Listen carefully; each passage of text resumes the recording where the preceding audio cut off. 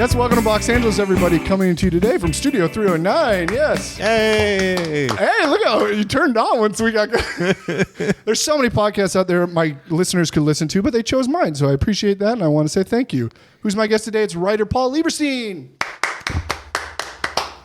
Paul, I'm pumped to talk to you. Thank you. It's nice to be here. Paul, honestly, though, I'm really pumped to talk to you. I wanted to tell you this because I lived in a college house with four dudes. Busy life, party house. We rarely did things together other than drink. But twice a week we would get together in college, and one of those was to watch The Office. I don't know how it worked, but we'd always get together. I'm talking when it was live, obviously, back in the early aughts. We would get together every week. 5 straight white dudes in their early 20s would get together to watch your show, and I thought that was pretty cool that it brought us together. Yeah. Bringing together straight white dudes was kind of our mission. That was part of the pitch. I don't know. It was that and South Park was the only times we'd get together regularly. Otherwise, we'd be out with our girlfriends or whatever, drinking at the bar. But those 2 times a week, we would get together. I'm glad we could do it. Thank you very much. Well, thank you for being here. You haven't done very many podcasts, have you? No, I haven't. Why not? I don't know. Nobody's asking you, or you're just turning them down? And I don't have a publicist. That's something I don't do. Well, so I think that is big. Well, here's the secret, though. Everybody I get on my podcast, I don't go through the publicist. It's just too much work. Yeah, you just track them down. Yeah, and they're like, "Who are you? We don't care about you." So I just email people directly. They're much sweeter and kinder to those that are trying to make their way through this crazy world of Hollywood. Publicists are too. Yeah, I guess so. So it's good you don't have a publicist because that's how I got you here, I feel like. Excellent. Hey, I start this off with a rant if you don't mind. Rant away. Hey, this rant is great. Okay. I usually say they're not great, but this one's great. Oh, cool. Netflix and Hulu. How long do you work on your rant before you? Oh, I don't work. It's the improviser. But you know what you're going to say. Yeah, I have like a notepad and I write down little ideas that hit me during the day. You know, little juice things that get my juices flowing. And this one really gets me going. Streaming services like Netflix and Hulu. One of them could have my loyalty if they did one simple thing. Yeah. So, what's your favorite sitcom of all time? Larry Sanders Show. Larry Sanders Show. Okay, it's not on either of those, but it's on HBO Go. Yeah. If you want to go watch the Larry Sanders Show right now, you have to like scroll and you're like, oh, which one do I want? Why don't these services have a random episode button? For shows like that, like Cheers or 30 Rock or things like that you've seen the whole series, right, and now you just want to revisit for that comfort, why do they not have a random episode button? If I want to go watch The Office, I'm like, oh, now I got to figure out which one I want to watch. And then that ends up being more time than actually picking an episode of Bob's Burgers. You know what I'm saying? It's so simple. It'd be so easy to code that. Netflix needs to hire me. I have so many good ideas like that. You could get some dice. I think you could do this for yourself. Oh, okay. Yeah. Dice out the season and then dice out the episode. Dice out the episode, you're done. That's not bad. Yeah. But that seems like, again, too much work. It should be really easy for them to just implement that. That's just like a couple zeros and ones. Yeah. So, but that's all it would take to get your loyalty. Yeah. That's what I'm saying. If one of them did it, I would unsubscribe from the other and strictly go with that one. And I would scream it from the mountaintop. Because it seems like it's so hard to do. Netflix has been around for how long now, right? Wait, how long has it been around? Well, the DVDs have been out for like 20 years. I just saw it on an envelope. Okay. But I don't know why they... Oh. Also, Netflix needs to work on the whole... Okay. What do they need to work on? Now I'm all fired up. Yeah. Netflix is on the assumption that everybody binges their shows. And people like me, I think a lot of millennials, don't have the attention span or the interest in knocking out 12 hours of Ozark. You know what I'm saying? Yes. So they need to... Netflix does not do this. They're one of the few. They do not put like a recap ahead of the episode. They just assume you just finished knocking out. So if I go like 5 days without watching, I have to go back and like fast forward through the previous episode to see the bullet points. It's exhausting. Interesting. Paul, it's exhausting. I'm exhausted. But that would never be... like no one else is recutting. Everybody does that. HBO before the show. HBO. They'll like I just watched Barry. Isn't that part of regular HBO? Like HBO. Oh yes. If you just tune in, the creators of the show or whatever the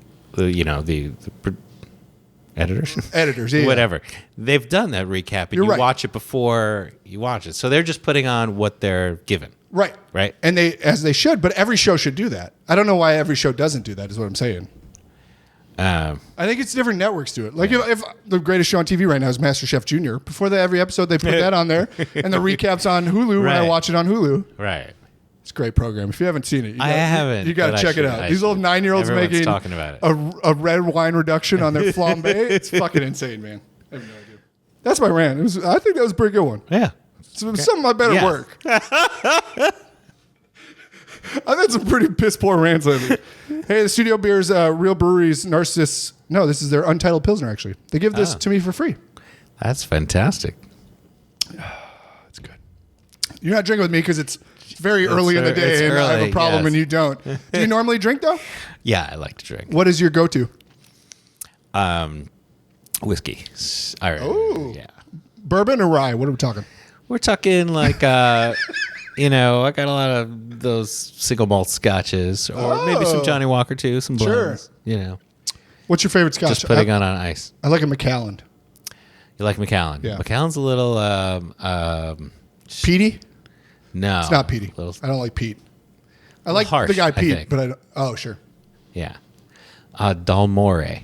It's a good one. Do you know it? Yeah. Yeah. I know a lot. I went through my scotch phase in my early 20s. After the office phase with my roommate, there was a scotch phase from How I Met Your Mother. Like, yeah. And now okay. I'm just a rye man. Isn't it funny how You pop need culture... something to get through How I Met Your Mother.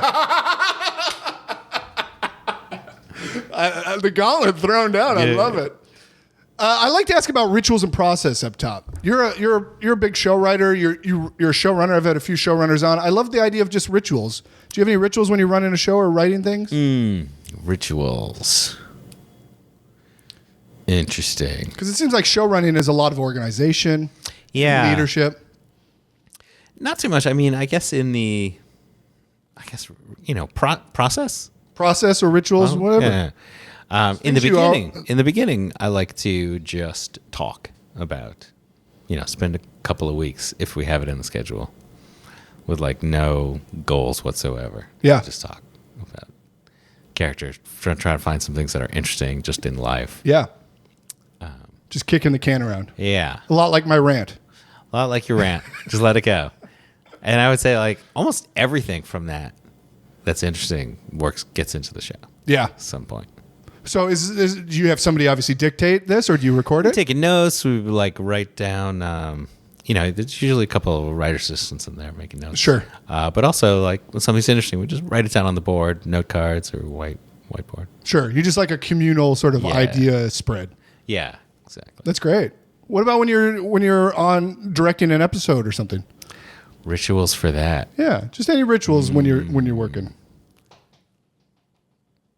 None? That's coming to mind. I'm like, rehearse? Sure. I guess we're like, sure. Yeah. I like to rehearse before we do it. Yeah. That makes sense. It's a good start. No, nothing that's not like connected to what I have to do. Right. I know. I'm not a very like superstitious person. Oh, really? Yeah, none of that. Sure. You just do what's got to be done, basically. Yeah. I get that. What about when you're writing for yourself? If you're just writing at home, do you go to coffee shops? Do you listen to music? No music, because that's all I will do then. And then, like you, I will get sucked into just picking the music. Spend most of the day just making a playlist for the day. But I've tried that, Yeah. Yeah, it doesn't work so well. No, different phases have different things. But there's a lot of just sitting and trying to get away from the computer. Right. Because that also will be a giant distraction. Yeah. And I've got these. I just recently put up these 3 whiteboards in my own little office. Nice. That I rent. And I just sit and stare at them. Basically. I feel like your thing is you just like to let something set and soak and think and process on it and sort of just toss it around. Let it happen slowly. Yeah. Yeah. That makes sense. Let it simmer, as they say. Yeah. You can't slow cook. You can't boil the frog by just throwing them in boiling water. You got to let it sit for a while. Really torture that frog. What do you do when slow cook. What do you do when you get away from the computer? I like to go for walks, for example. Do you do stuff like that? Yeah, I'll go for walks sometimes. Yeah, I'm in a phase now where like I don't know what I'm going to do next, and I'm really trying to just think of something. So really anything works. Sure. Yeah. Just living Just by the moment. Yeah. I'm into that. Yeah. That totally works Yeah. for me. Or at least that's what I'm telling myself. It's a good way to just do anything. You don't do as much acting, but when you did act, did you have any sort of things you did before you were on camera? Or Memorize my lines? Yeah. Yeah. No, let's see. The Office was, for most of it, and it changed a little in the last year, but it was just kind of a culture of not taking a very good look at your lines until, just 20 minutes before Right. scene. And then not really learning them until you're really on the go. yeah. Which is really kind of indulgent, is very incredibly unprofessional as well. But it lent to a very kind of fun feel and a real sense of like discovery on set. That makes total sense to me. Yeah. Because that's something where you want the characters to be so real and honest. Yeah. And if they have these clearly well-rehearsed lines and quips, it's not going to feel that way at all. Yeah. Then when I did the Newsroom, there's just totally the opposite. It was insane. And that was a culture set by, I think, Jeff Daniels, where he was extremely professional, and he would want, his performance. He told me he want it to feel like the 100th performance of a play. Oh, wow. The first, and he wants it right out of the gate to feel that way. Wow. So he's got it down, and he comes in where on The Office people sometimes would literally be reading when we do our little read through of the scene for blocking. Some people would be reading it for the very first time. Right. As one of the writers, I would, of course, have been involved in it. But yeah, some people would really be seeing it for the first time. He came in totally off book, and having it down for rehearsal. And That's incredible. Everybody was like, okay, I guess this is what we're doing. And then Sorkin himself is so precise that he wants everything the way he's written it. So yeah, I had a lot of lines, and that was like the first time I had to just spend the day before just hammering. Seems like a steep learning curve. Yeah, it was terrifying. But you survived. I survived. Yes. Everybody survives acting. Yes. There are no acting accidents. Well, that brings up an interesting idea. Have you been in many casting rooms as a showrunner? Yeah. What do you see from people like me who come in and audition for you? Do you see anything that you hate or anything that you love? Like it's really as far as preparation or not? Yeah. It's the reason I don't go audition. Because it sucks. No. Here's the thing. So to not let auditioning soak up your whole life, you kind of want to just like, okay, I prepare for an hour and go in. Yeah. But that doesn't cut it. The people we pick, especially for the smaller roles, 20 lines and under, I would say a lot of times it's just, there's barely a character there. There isn't, it's a role made to service one the of other the people. regulars. Yeah. So the person who gets it comes in with a take, and they have a take for every word, and it's there. Yeah. And somebody does that.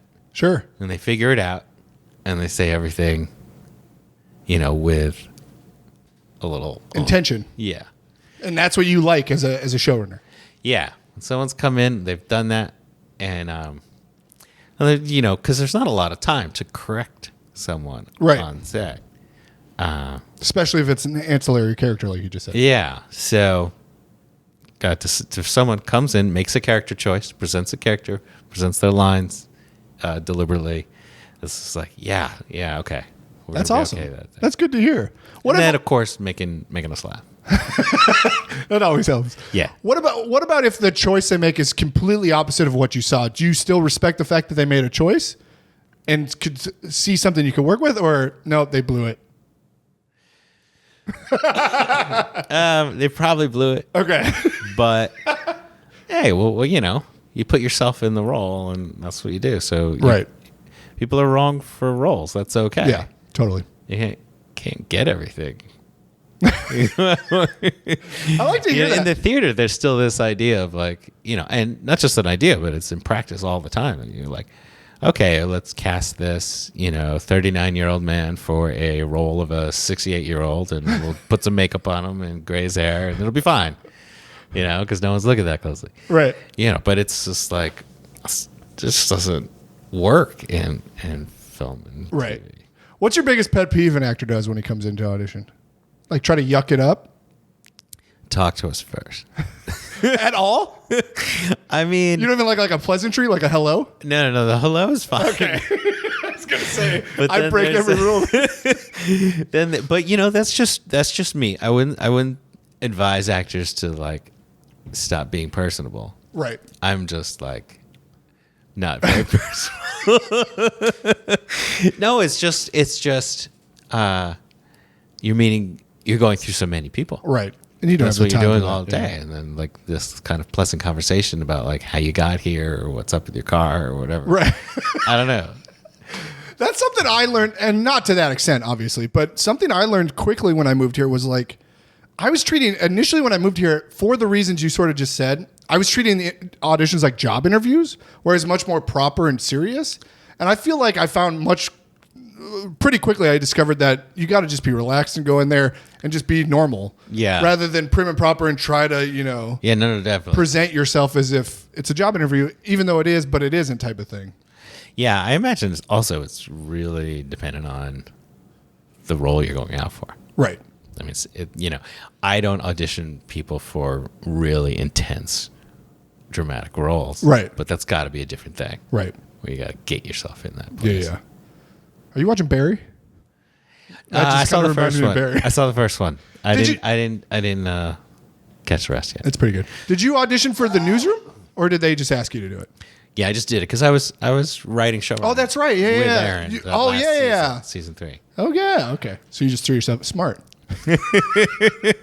We started doing a bit in the room, and then and then he wrote it in. Oh, funny. That's cool. Yeah, Where are you from? Connecticut. Connecticut. The little old Connecticut. Little Connecticut. What are you doing in Connecticut as a kid? What's going on up there? I always just picture woods. Is there a lot of woods? There's a lot of woods, but it's very suburban. But like I don't know what it would be like today, growing up there. I mean, it looks similar, but you've got the world changed. So as a kid, I don't know, we would just get home from school, throw our stuff down, have a snack, and go out again, and then come Homeschool? back at dinner. No. We get home from school. Gotcha. And you just sort of run around outside. Yeah, we walk home from school. That's cool. Yeah. Were you into entertainment as a kid? Were you watching TV? Were you doing plays or anything? Not a lot, but in high school, yeah, I did my first sitcom. What? Yeah, we had a TV studio there, and we just got a bunch of people together, and it was the coolest thing because you put up a sign that says actors come at this time, and then a bunch of people show up, and you don't have to pay them. It's amazing. Okay. or just like people, we need sets built, and then the people who like to build sets, they just show up. Okay, as an actor, I resent that you were happy you didn't have to pay them. Well, yeah, no one's paying me either. But okay, wait. Elaborate. So you were like, I'm going to make a sitcom, or you and a couple of friends had this ambition, or it was somebody else and you just got involved?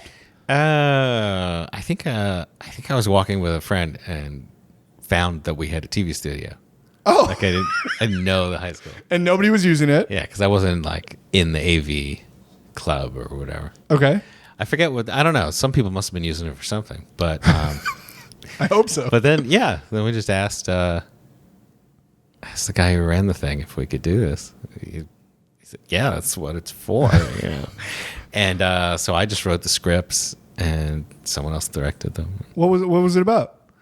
We called it the Hotel New Jersey. Okay. And it was just like a farcical, stupid little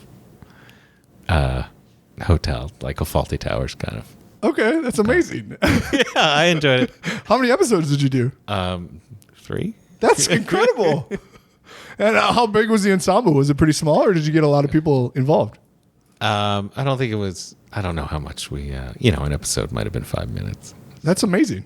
Yeah. Where are these at? Are they out there? No. I don't know. So probably on a Betamax somewhere. No. So that was your first writing credit. I guess so.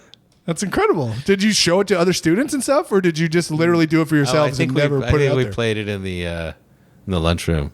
That's great. But it was kind of like in the hallway a little bit, and people would walk by it, Oh. and no one would watch. No, that's No, it was fun.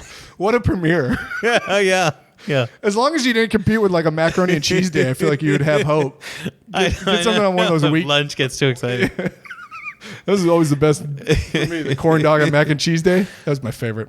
That's cool. So were you inspired by something? Were you watching a lot of TV as a kid, or was that just like a whim that you knew that? I was just watching a ton of TV. What did you like as a kid? MASH. Yeah. Sure. Okay. That was, it was on 4 times a day, and I probably watched it 4 times a day. But you don't get to binge. You don't have to show up. No. You have to show up You get a random episode. at 7 and 7:30, and then 11:30. That's great. That's super cool. What was your thing in high school then? What do you mean? Were you in the drama club? Were you playing sports? What if you had a put you in a group? Music, probably. Oh, Yeah. what, singer, clarinet player, tuba. What?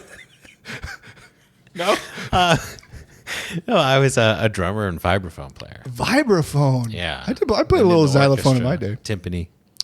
Wow. Yeah. Could you tune a timpani? I could tune a symphony. See, I was in percussion for a hot second, and whenever the band teacher was like, "Okay, show me how to tune this timpani," I was like, "Okay, nobody knows how to tune this thing. They're just hitting it and pressing the foot pedal." I'm convinced you can't tune a timpani Why? because I think I'm tone deaf. A, that's why I was in percussion. Yeah. And B, I just think people just press it and hit it, and they don't know what they're doing because I can't do it. I'm projecting onto other people, I assume. You start really low. You start with it low. Yeah. And then you have to have the little thing you blow. Oh, for I never yourself. did that. Well, then you don't know what pitch to go to. I don't Yeah, know. you didn't know how to. You definitely didn't. But you were able to do that? That's pretty cool. Yeah. That's amazing. I could basically get it done. Did you ever do like a solo on the vibraphone? Yeah. This is incredible. Way to bury the lead. We should have been talking about this from the beginning. How many mallets could you do? 2 in each hand. Damn! I still got a vibraphone. What? Yeah. That's incredible. You should Thank you. start making a vlog where you just do. That's your future. I should do an album, I think. Dude, I had a crush on this girl. She wasn't even that cute. No offense, but she Okay. could play double mallet each hand. None taken.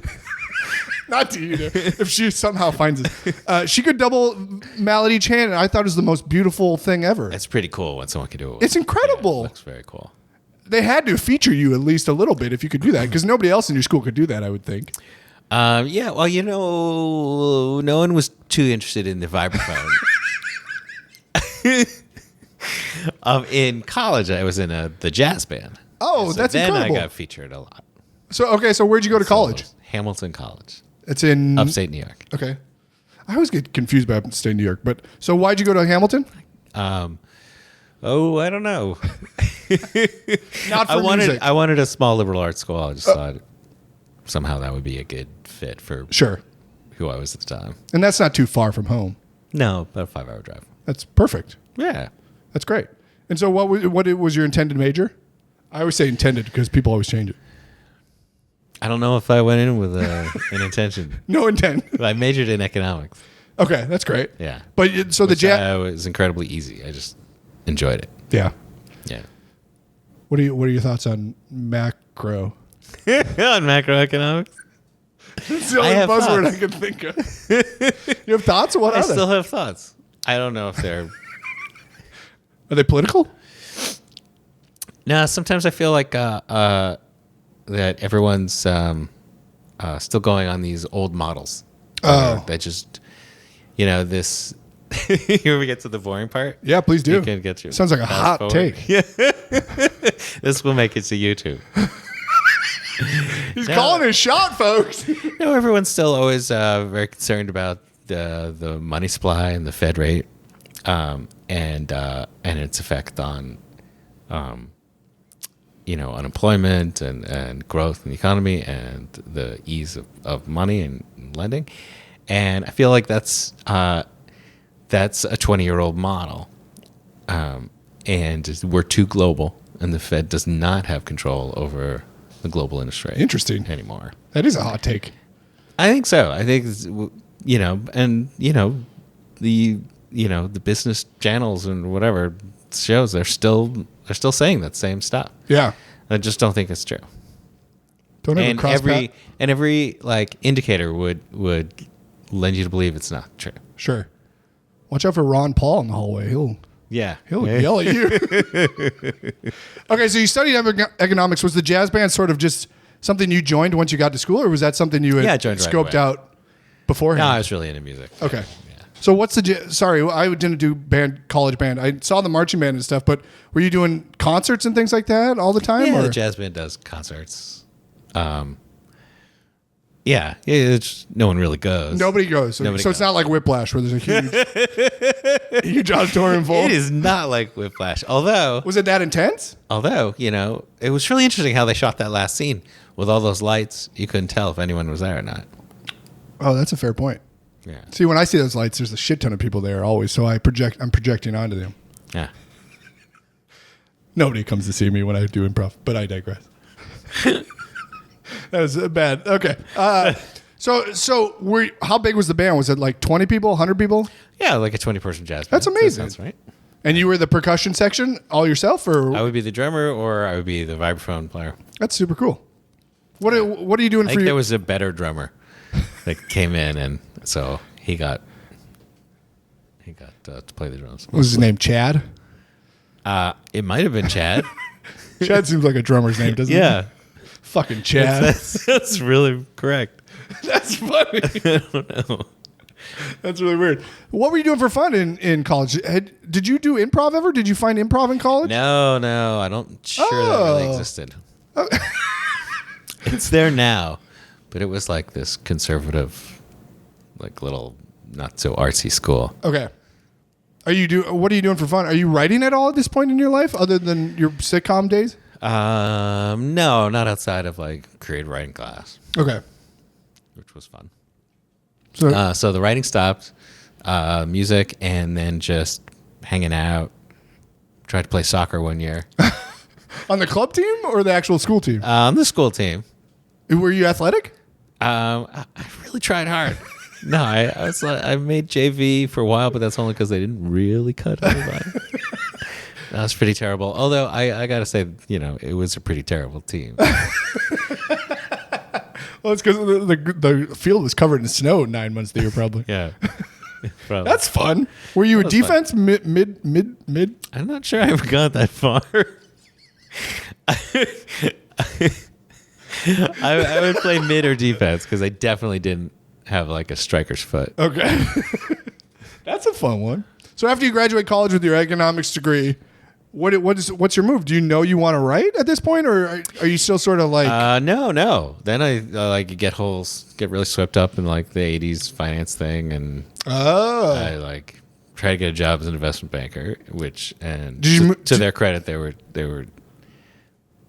on to me right away. Did not hire me, but then I did get a job working for kind of big 8 accounting firm in their auditing department. Okay. And I went out as like an auditor on all these different projects. That's great. Knowing nothing about auditing.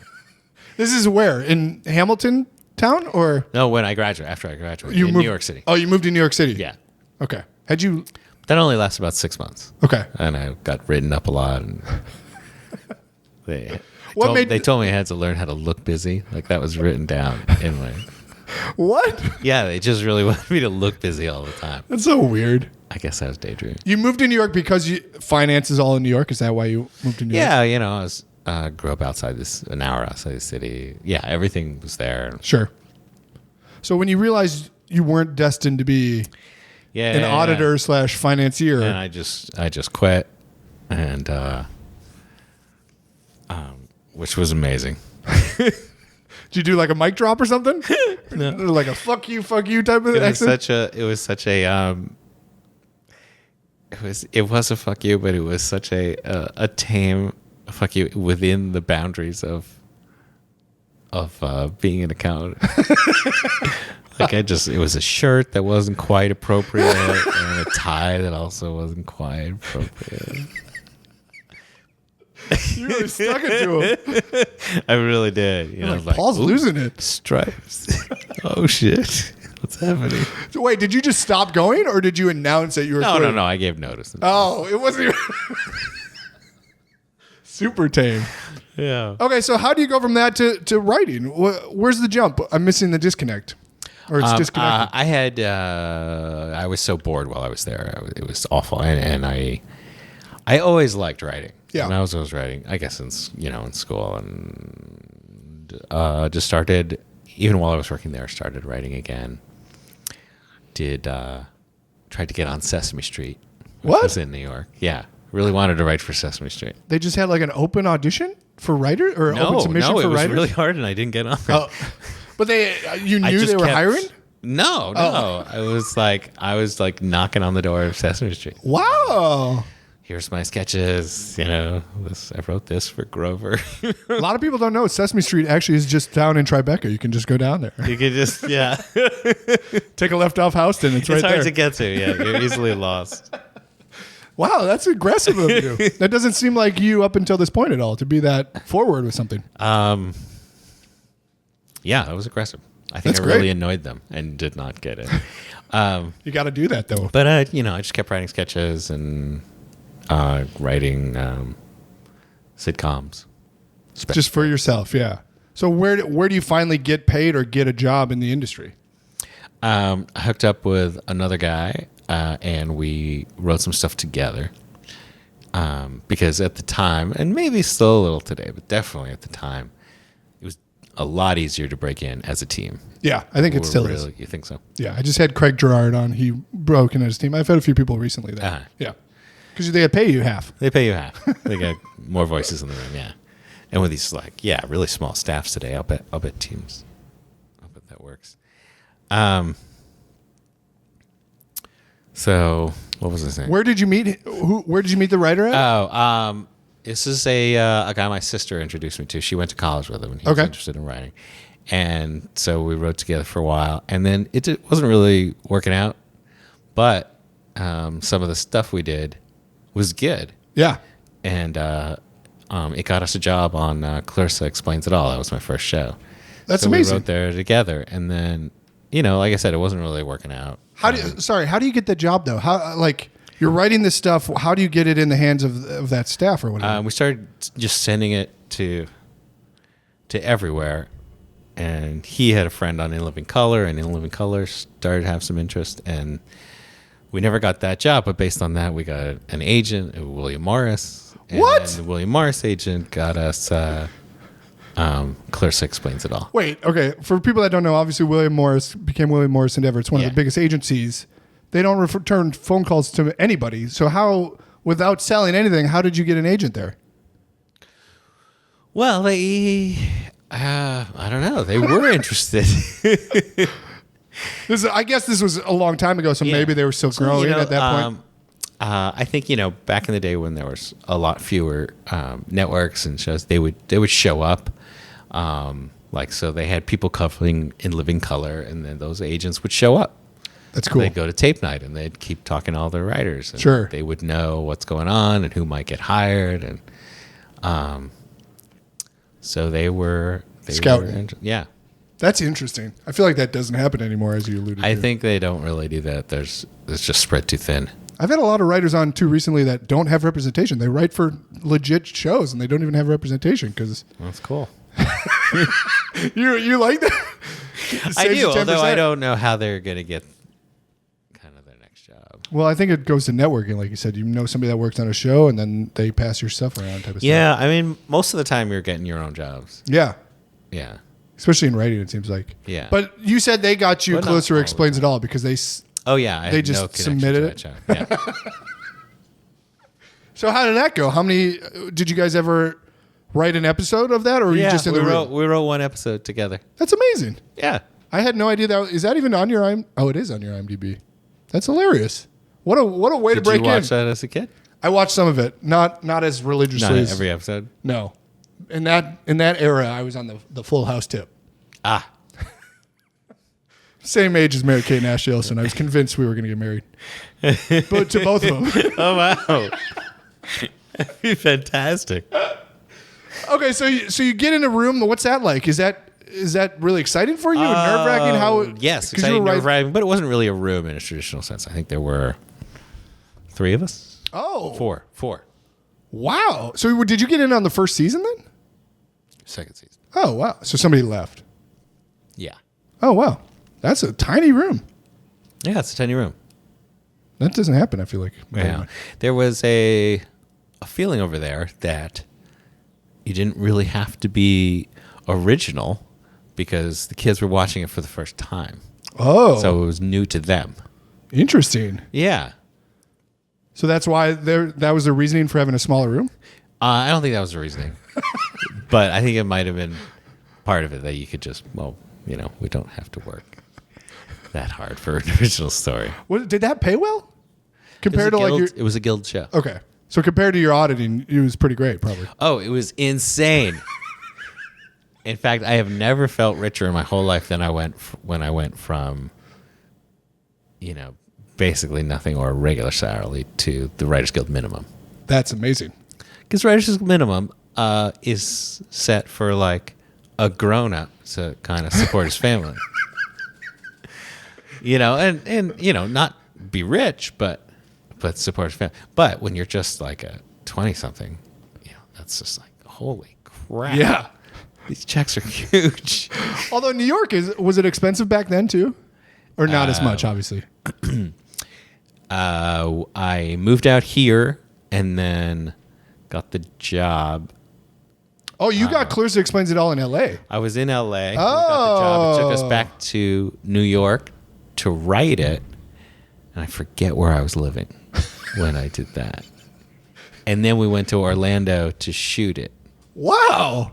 And we were down there. Okay, so wait, sorry. What was the impetus to move from New York to L.A.? When you started writing with this partner, yeah, you guys just were like, hey, let's go to L.A.? Yeah. Oh, wow. Yeah. I like that. You're like, really, screw the finance jobs. I'm going for it. Yeah, in hindsight, there was no reason you had to be in LA. Clearly, I guess it feels like like an actor going to make their dreams. Clearly, an actor needs to be here to do the audition. Had you been to LA previously before that? I think so. Yeah, to visit. Okay. So did you drive out here when you guys moved out here, or did you fly? No, I flew. Oh, nice. Yeah, well, I didn't have a car. So Where'd you move to when you first came here? What neighborhood was hot in the early 90s? I lived on Hollywood Boulevard. Oh my! Yeah, very pretty woman of you. No, doesn't she live on Hollywood Boulevard? I think she does. Oh, I don't know. No, I lived on like Curson in Hollywood. Okay, or near Stanley or something. That's amazing. It was, more residential. Not and live on the part where they dress in costumes. What's that like moving to LA in the early 90s, living on Hollywood Boulevard? Is it like romanticized? I don't know. How would you... It was weird because I came and had nothing to do and didn't know a lot of people. I had a friend who lived on Hollywood Boulevard, a block away, and I stayed with him until I stayed a little too long, and he came back from a run with a sign that said for rent. That's and hilarious. I was like, yeah, okay, I'll go. I was looking. That is hilarious. Yeah, and just got a place a block away. Okay. So it wasn't really cool or hip. Because I feel like if you tell somebody in the Midwest you move into LA and living on Hollywood Boulevard, we obviously know that that's not the dream, but it sounds like it is. Right. And maybe back then, I don't know. No. It at no point felt like, oh, I am living the dream. Until you got Clarissa Explains It All. Guild money. Yeah. So how long since you moved to LA and then you got Clarissa? How much longer after that? How long were you in LA before you landed that? I don't know. 6 months. Oh, that's pretty quick. Yeah. I mean, if you told a kid from Connecticut now and you moved to LA, you'd get a job in 6 months. That'd be pretty good. I feel like. Yeah. I don't know. It would be great. I've been here 5 years. I'm still waiting for a job. No, me too. That's if great. I knew I'd be working in 6 months. That'd be cool. Okay, so you go to New York, you write that, then you shoot it in Orlando. Are you with the show until it's canceled, or? No. We split up as a team and lost our job. Oh, really? Yeah. Wow. That's controversial. Yeah. That makes you feel expendable a little bit, probably. Right? We were so expendable. That sucks. But no, well, turned out okay. Okay. So what's your next thing? How do you rebound? Then it took for a while. Then I went a while without working. Just kept writing spec script after spec script, probably 10 of them. And it was a Larry Sanders show that I did that finally got me probably all my next jobs. I got Weird Science, the series. That's great. Yeah, which was fun. That's awesome. And then a Fox show after that, which is the Lisa Ann Walter show. Okay. I don't really know what it was called. I think it had The Naked Truth? No, it was before that. It's not on here. Yeah, I don't think it was on there. So the story of this show was Fox had this pilot they did with Lisa Ann Walter. And it didn't come out very well. And everybody hated it. Yeah. And the creators didn't like it. And the studio didn't like it. And the network didn't like it. But, they test all their pilots. And it's their highest testing pilot. Oh, hilarious. So they're like, all right, I guess we got to pick this one up. Which they did for 6 episodes. And then, with 6 episodes, it had 6 different showrunners. Oh, man. And they used the money for the last episode to shoot a pilot for something else. That's crazy time.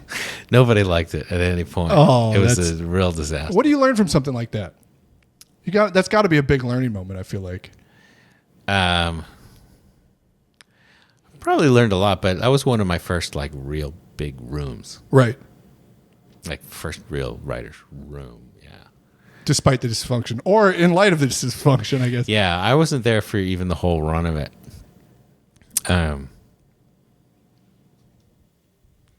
I'm not sure I learned anything. Well, they go through 6 showrunners. Here's what crazy. I remember. They I called something sitcom-y. I said we shouldn't do that. It's kind of sitcom-y. And then I got pulled aside later and said, you can't say something sitcom-y. Oh, wow. That's something to learn. Yeah. So From when you got fired from, sorry to be so blunt, from Clarissa Explains It All, and then you were getting these other shows, did your agent with William Morris stick with you? Were they still submitting you to things, or did they leave when you lost Clarissa? they stayed with me, but they weren't doing much. Okay, so these other shows you got yourself. Weird Science. Yeah. That's Yes, great. I got that myself. Also sucks 'cause you paid them, but it's great that. It's okay. How do you get hooked up with Mike Judge then for King of the Hill? Because that was probably your biggest thing outside of The Office, right? Yeah. And that was a fantastic show. Yeah. Well, Greg Daniels hired me. Okay. Yeah, Greg is my brother-in-law, too. He was at the time? Yeah. Oh, okay. So he was well aware of my writing and hired me, and it was awesome. That's super cool. Yeah. You were there from season 1? Yes. Okay. First five seasons. 100 episodes. Let me ask you an awkward question. Okay. It's probably not awkward, but I like to preface it. Is that awkward when you're in the writer's room where they're like, was Greg Daniels the executive producer? Yeah. Is that awkward when you're like, yeah, I knew the boss type of thing? Or did everyone just immediately respect you? Is that a weird question? No, it probably was pretty awkward. And I think it was awkward for Greg and me. And no, I don't think anybody... I think the culture of that show was really kind of odd, and nobody respected anybody without having earned it. Sure. So I had to kind of earn it. Yeah.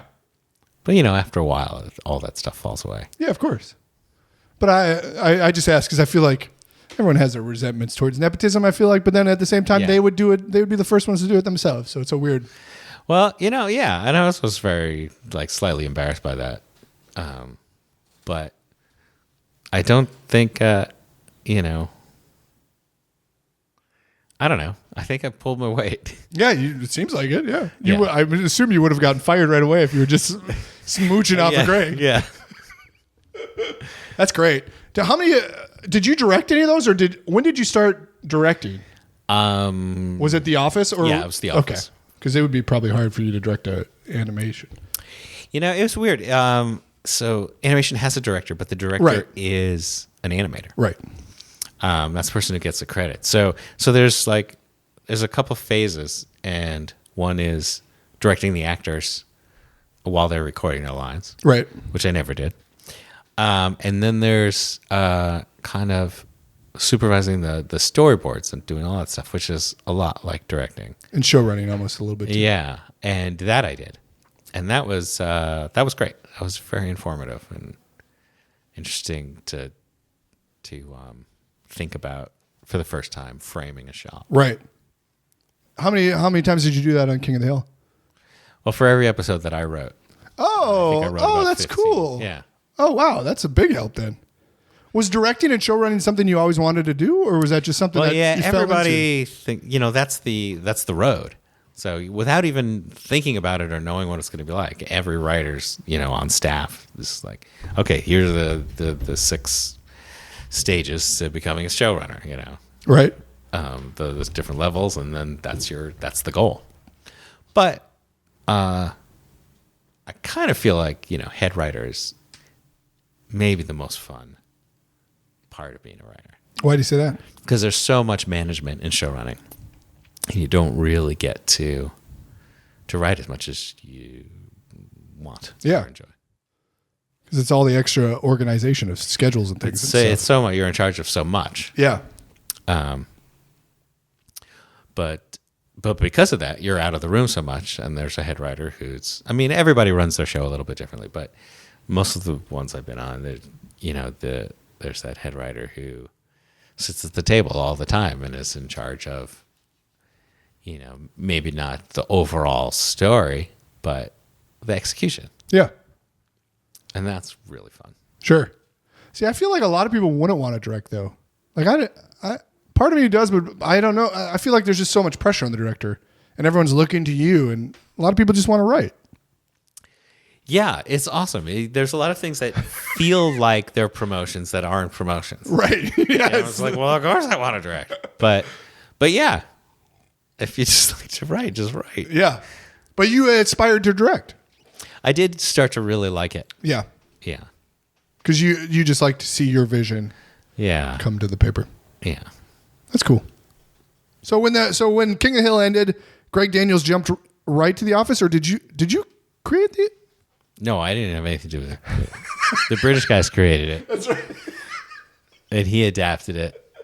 But And did you? he did the That's, pilot. But okay, he Then did I- all of the pilot and stuff. You Yeah. didn't. You were there, and then when it got picked up, Yeah, you got brought exactly. in right away. Yeah.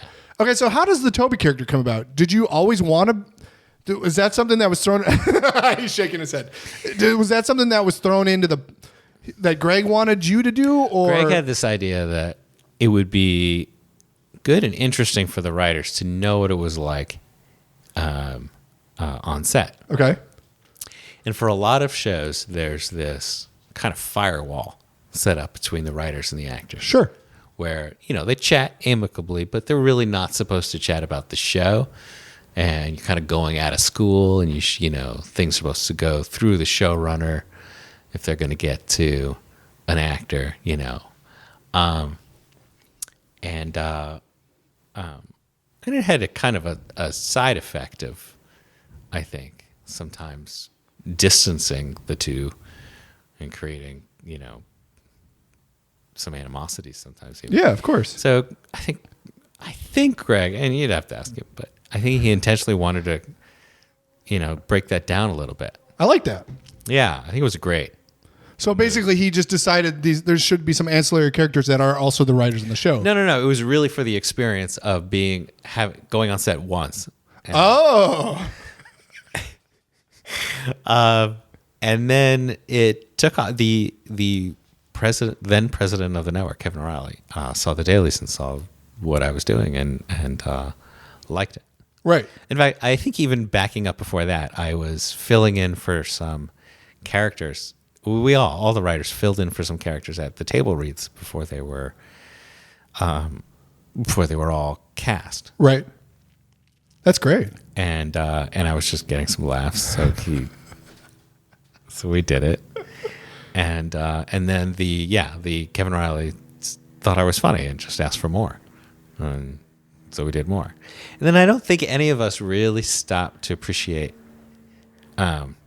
how much of a character anyone is who is just sitting there. Because most shows don't have that kind of level of reality that you could just switch up the background. Right. But we did. And so that means if someone was sitting there, they're in the show. You're a season regular. Yeah. That background actor is the season regular. That was the story of Creed. He was a stand-in who was also doing background. And then that was it. He was on the show. So were you like, what was your feeling when the president says, no, we need more Toby? Were you nervous? Were you excited? Because you haven't really performed it all up until this point. Yeah, but I also didn't even think I was performing. I was just getting out there basically saying my lines. So I was just like, I think I was like, all right. So you didn't have time to be nervous. You didn't even care. You just like, I guess I was a little nervous, but I remember the first time I acted with Steve Carell, where I think it was Diversity Day, and he kicked me out of that conference room, but we had stayed up most of the night on a rewrite for something else, and so I might have slept like a couple hours, in a trailer or something. Yeah. So I got to set, and I was just exhausted. yeah. Barely memorizing my one line, and then I didn't know he was going to improvise. Oh, funny. That stressed you out? Yeah. No, but I was like, I didn't know what he was doing. I was so inexperienced as an actor. I just had given the whole thing so little thought. That's amazing. You don't get on the job training like that very often, I feel like. No. I went to like the Office acting school. It was amazing. That's a great school. It was a great school. Was that the same thing with I Mindy? acted with so many of them. Mindy was into acting already. Okay. She had done plays. She had done. But she was also a writer at the time, though, right? Yes. Okay. All right, I got to ask you something. Okay. This has gotten legs recently. I don't know if are you aware of this? It's gotten legs recently, this fan theory Yes. about Toby and the Scrantron Strangler being the Scrantron Strangler. You've heard of this theory? Oh, yeah. Yeah. It's been a long standing, it just got new legs. Yes. Okay, did you ever think about that at the time when you were writing / 7 out of 10 tweets aimed at me are simply, "Are you the Scrantron Strangler?" Well, when you were writing the show and when you were acting in the show, did that ever cross your mind? No. Not once. No. So what are your thoughts on the theory? I think it's kind of fun. Do you think he was the Strangler? I don't know. There's a world where he was the Strangler. Maybe one where he wasn't. Maybe there's two Stranglers. Oh! Okay, I love that. I feel like in writers' rooms, you're so busy. He could have been the Strangler. The one thing the Strangler did was he strangled people but didn't kill them. He left them once they've been strangled and passed out. Is that true? Yes. I didn't know that. Yeah, I'm not sure we ever got around to saying it, but that was always our thing. The Scrantron Strangler didn't strangle you to death. Wow. So I thought, that does sound like Toby now. So yes, Mostly strangled. But this never the idea of Toby being the Scrantron Strangler never even crossed the writer's room. It was never even mentioned, or was it? I don't remember. Okay. All right. I when you just said what you said about the Scrantron Strangler not actually killing people, that feeds me to believe that Toby is it. Given the neck injury that he suffered that put him down for a while, he wanted to now inflict that on everybody else. Wow. Yeah. I love how shy you just got about this. No, I think it's also interesting. I think, it'd be fun to strangle. So Is it a little bit sad? No, you're going to go your whole life without strangling? I mean, I would never do it. It's a terrible thing to do. But I will never strangle anyone. Aw. Oh my goodness. What's your official? Do you have an official answer? Is Toby the what? You think in some maybe iteration? Maybe is my official answer. Okay. I can't believe nobody's asked you. Well, you haven't answered anybody. You said a lot of people have been asking you. Yeah. Yeah, I don't. Is it for me to say? I don't know. I think it is. And I like the open-endedness of your answer because that's just going to fuel the fire more, I feel like. People are going to be like, that was a definite yes, that was a definite no, and there's going to be teams and it's going to be debated. Interesting. I'm fascinated by that. I think it's interesting because, as we alluded to, like Netflix and stuff, when people rewatch these shows, they can see these little trends and these little holes that happen that you guys in the writers' room you couldn't even possibly be aware of because you're just going week to week so quickly. And when they have the benefit of rewatching this stuff, they can piece those things together. I don't know. Life after, I feel like. Yeah. So did you when you acted on the show? You never got a talent agent, did you? As far as acting, or No. Okay. Did you get a manager or something? I've always had a manager. Oh, okay. Yeah. And he's just repped you as a writer and an actor? It's never gotten me any acting work. Oh. But I haven't asked them for acting work. Like we were saying before about what it takes to properly do an audition. Yeah, you hate that. Well, it's just that I think it takes a full day to really prep an audition correctly. At least that's what it would take for me. And that's too much time. Like, it's not where I want to throw my energy. That makes sense. Totally makes sense. So what's the movie you just made? Song of Back and Neck. Song of Back and Neck. You just took it to Tribeca, right? Yeah. Where'd that come from? That came from an experience I had, which is, that's what inspired the movie. But it really went its own weirdo way. I had 20 years of like really bad back pain. Yeah. And tried everything.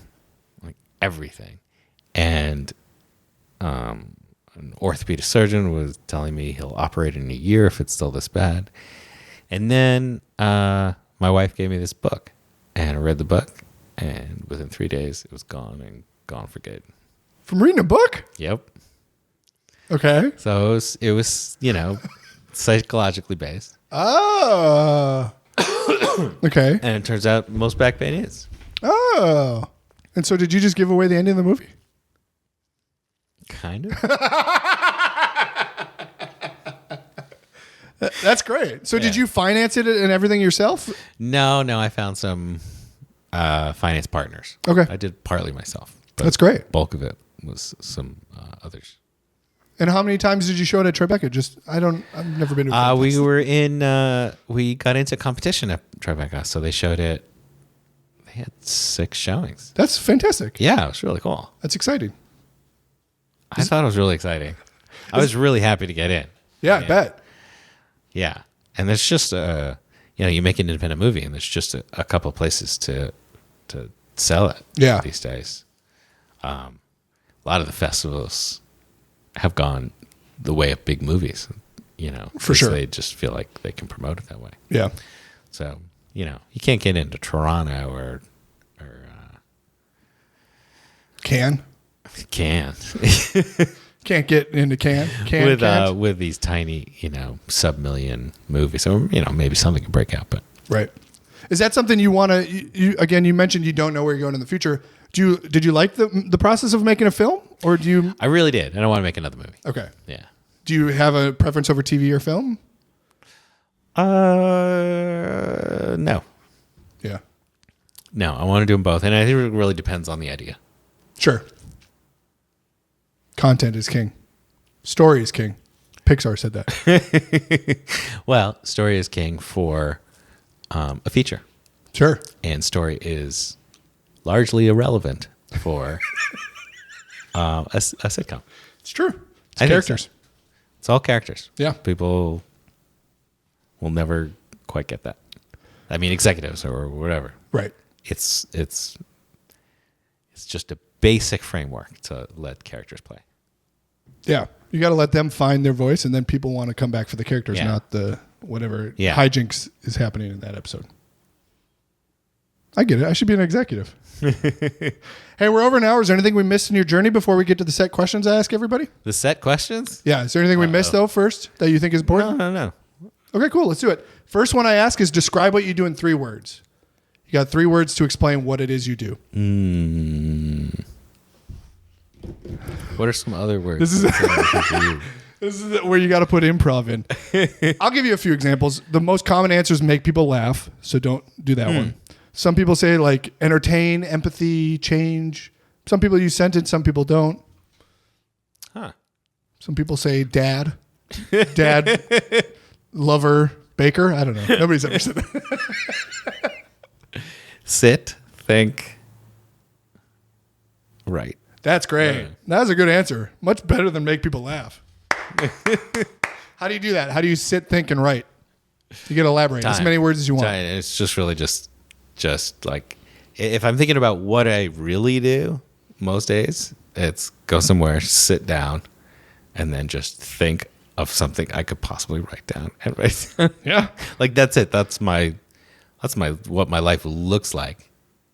After just for like someone were just making a silent movie. Right. Well, it's like you said, you like to go in a room and just talk to people and think about things. Right. Yeah. So when I'm on a show doing another version of that, it's just sitting with other people who are also sitting and thinking and writing. Next question, why show business? Why did you pick show business? It's fun. Yeah. Yeah. It's pretty fun. Yeah. It's of course it's work, but it's the thing that like seems the least like work. Right. To me. I agree. Why Hollywood? Regrettably Hollywood. It's here. That's where television is. Yeah. You'd rather not live here? I don't know. After over 25 years here, I feel like I still don't love it. Oh, wow. Yeah. There are things I love about it, but I don't know. I don't think I'm like it seems to have like the worst parts about being a big city without the best parts. Sure. You know what I mean? Sure. Okay. Yeah. It's just like overcrowded suburbs pushed together. I get that. But wait, you can write elsewhere. You don't want to move? Well, because your kids or something? No, if I fully left television, then that would be an open question. Sure. Go join that I could do for film anywhere. Right. Go join like M. Night Shyamalan in Philadelphia. Yeah, Philly's fun. I like LA, but the next question, unfortunately, is what's your favorite part of LA? And granted, you hate a lot of it apparently, but I don't hate it. Do you have a favorite part? Favorite part of LA? It could be a restaurant. It could be a neighborhood. Could be. Let's see. There's a lot of like secret little parts of Marina Del Rey that I love. Oh. I used to shoot the movie, but I just love being there. What's the secret part? Well, I guess they're not really secret. I got a good buddy that lives in Marina Del Rey. Oh yeah. I'll have to hit it up. What's the secret spot? I want to know. I thought there's these not the canals themselves, but there's these God, I forget the name of the street, but there's this big canal kind of running through it. Oh yeah, like by Playa del Rey or whatever, where the river meets the water. Right. Yeah, but it's on the marina side. Yeah. Oh, that's nice. It's just really pretty. Could live down there. It's quaint too. Love Venice. Santa Monica is really fun too. You just like water. It sounds like. I like water. Do you like Silver Lake water? That probably does it. Does Silver Lake count? I don't know the lake too well. I think I ran around it once. Oh, I don't spend a lot of time in Silver Lake. On this side of town? That makes sense. Not anymore. What content are you consuming? What TV, books, movies, podcasts? What are you taking in right now? See a little Pod Save America. Is this tradition? Yeah, that's required here. Better Call Saul. Sure. Let's see. That's not a lot I'm watching. I I get that. I go through phases. It depends Yeah. on what the. Right now, though, I feel like there's I a haven't lot. found a great thing.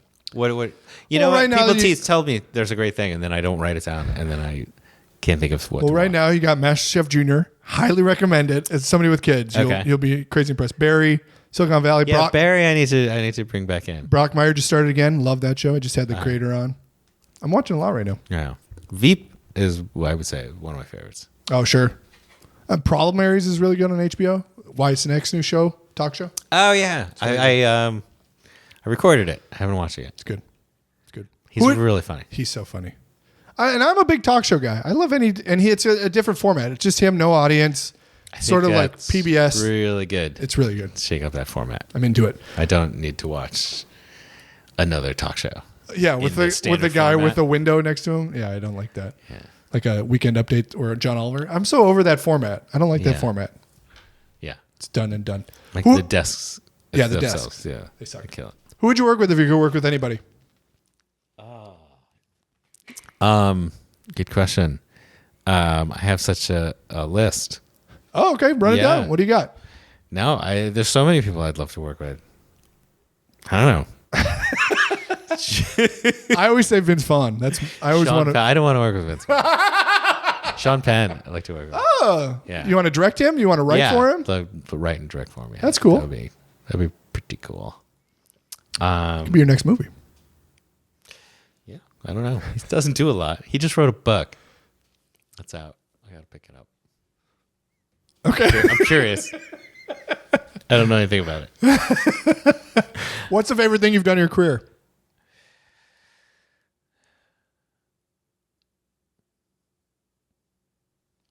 There's some days on The Office that have been insanely fun. Yeah. Yeah. There's just these moments. I think like in the beginning of my career, I would get so nervous for table reads of episodes that I wrote that I would throw up. Oh, wow. Yeah. And then when they went well, it would be great. And some episodes of The Office went so well. Not all. I still had my a few clunkers, but like hearing the table of an episode that I wrote and it like just come out great is like highlight. That's awesome. Yeah. I love that. I think that's the reward to all your work or whatever. But wait, have you always been a nervous guy? Like those nerves getting you? Oh yeah, definitely. You would throw up I before would literally table reads. throw up before table reads. That's wow. Does this still happen? No. It was something in the beginning. Yeah. Well, It would still get, nerves, but do you think it was a psychological thing where you were like, are the people going to like this? Am I? oh, well, yeah, of course. I mean, definitely. It was my psychology there. But, because it was important to me. And Right. it was I put a lot of myself in these scripts. I worked really hard on them. Wow. Yeah. I like to hear that. I when I first started doing improv, I always would have to fear dump, as I politely put it, before I would go on, and it was never like it was because I cared type of thing. Yeah. And it made no sense to me because like psychologically I was fine, but my body there was like a disconnect where my body was just like panic mode. You know what I mean? Yeah. So, yeah, it was, absolutely. so I related that to that. Least favorite thing you've done in your career is what? Oh, boy. You don't have to say the name of the thing. If you just want to explain why it was your least favorite. There's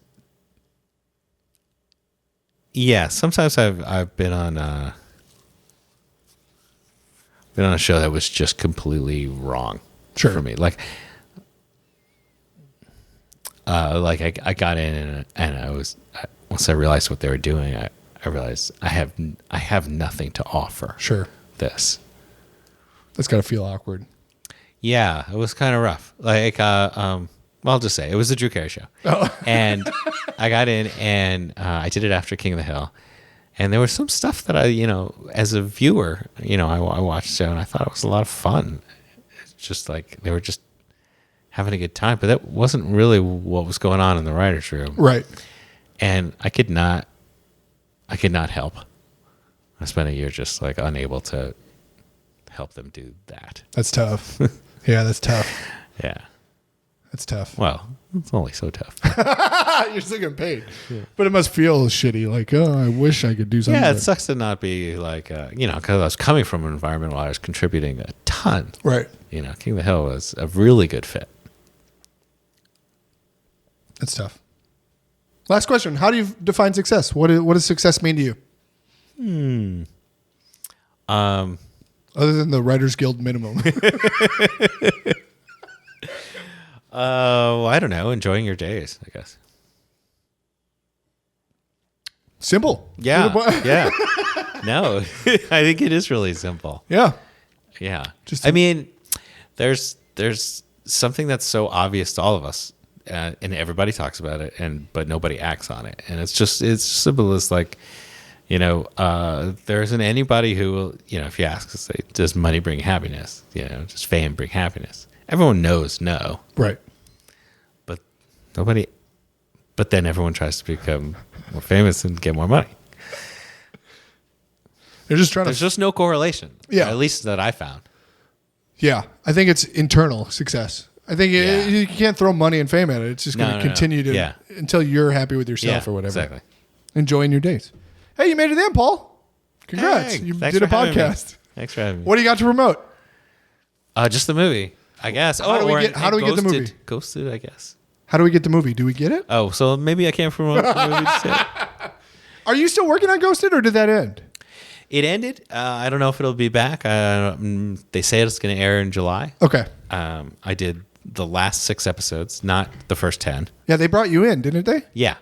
Okay. So it wasn't going in the way they wanted to do it, and so I came in with a new take, and I really like my take. That's great. Yeah, I think it came out really well. Craig Robinson was amazing. Adam Scott was great. So funny, and I just listened to a podcast with Adam, and he said maybe I'm putting words in his mouth, but I thought he said you like saved the show. Oh, that is an incredible thing for him to say. Something in that regard. They brought him on. It was great. He's got this great sensibility. I was kind of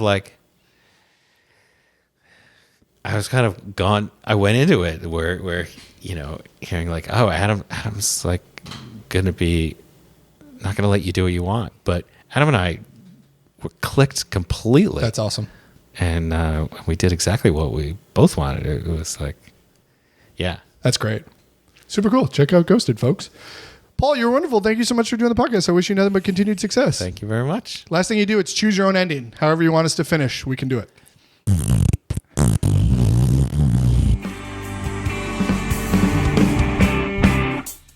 MTV and the Channel E. A thing for celebrity. Bringing together straight white dudes was kind of our mission.